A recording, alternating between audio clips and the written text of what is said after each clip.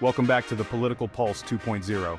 Recently we asked whether conservatives or liberals are better at handling crime, but today we're going even deeper.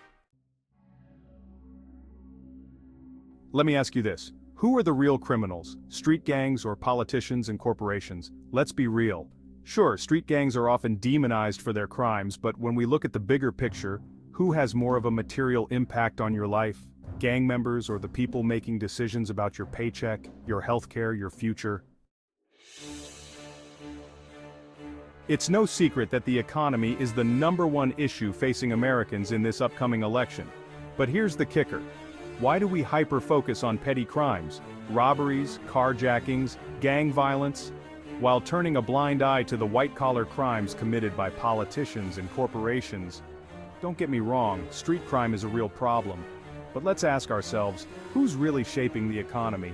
Is it the gang member on the corner, or is it the politician who makes economic policies or the corporation hiking up prices? White-collar crime doesn't make flashy headlines, but its impact on your life is immense. Corporations engage in fraud, insider trading, and wage theft on a massive scale. According to the Economic Policy Institute, wage theft alone costs workers billions of dollars each year. Compare that to what gangs or petty criminals steal, it's not even close.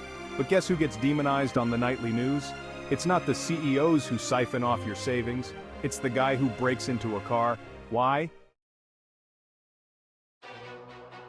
And politicians? Many of them are complicit in this cycle. They craft laws that favor the rich, lobby for corporate interests, and sell out the people they're supposed to represent. Take the 2008 financial crisis, for example. Millions lost their homes and life savings, but barely any of the bankers responsible faced any real consequences. These crimes are rarely called out for what they are, a complete betrayal of the public trust. Yet, we focus on street gangs. Why do we let these power brokers off the hook? So why do we hyper-focus on petty crime? Part of it is visibility. Gangs are more visible. Street crime happens right in front of us. It's visceral, visible, violent, virulent. But the larger part is who controls the narrative. Politicians and corporations benefit from this focus on street crime because it distracts us from their own transgressions. They want us to be afraid of the other, the so-called dangerous criminals in low-income neighborhoods, while they continue profiting from systems rigged in their favor. The truth is, while street crime can affect individuals, it's the policies and decisions made by politicians and corporations that have far-reaching effects on everyone's lives. The cost of white-collar crime and political corruption is far greater in the long run, yet those in power often face few consequences.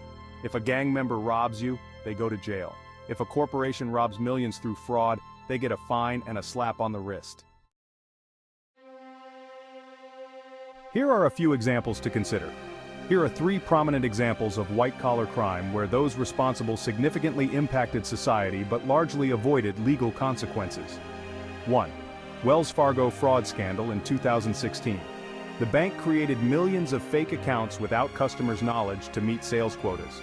Millions of fake accounts damaged customers' credit scores and led to unjust fees, harming their financial stability. Although Wells Fargo paid billions in fines, no high-level executives were criminally charged. 2. Enron scandal in 2001. Enron's executives used fraudulent accounting practices to hide massive debt, leading to the company's collapse and wiping out thousands of jobs and retirement savings. Only a few faced prison time. 3. Purdue Pharma and the opioid crisis. Purdue Pharma, the maker of OxyContin, aggressively marketed the drug despite knowing its addictive potential, fueling the opioid epidemic. While the company faced lawsuits, top executives were not criminally charged. So, what are we really talking about when we discuss crime? Are we concerned about individual safety, or are we ignoring the broader systemic crimes that affect all of us? Street gangs may get the headlines, but politicians and corporations control the money, the policies, and the systems that shape your life.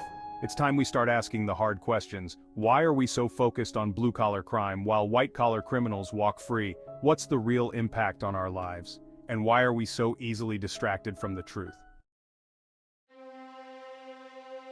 What do you think? Who are the real criminals in America? Let me know in the comments, and don't forget to like and subscribe to the Political Pulse 2.0 for more in-depth discussions that matter. Thanks for watching.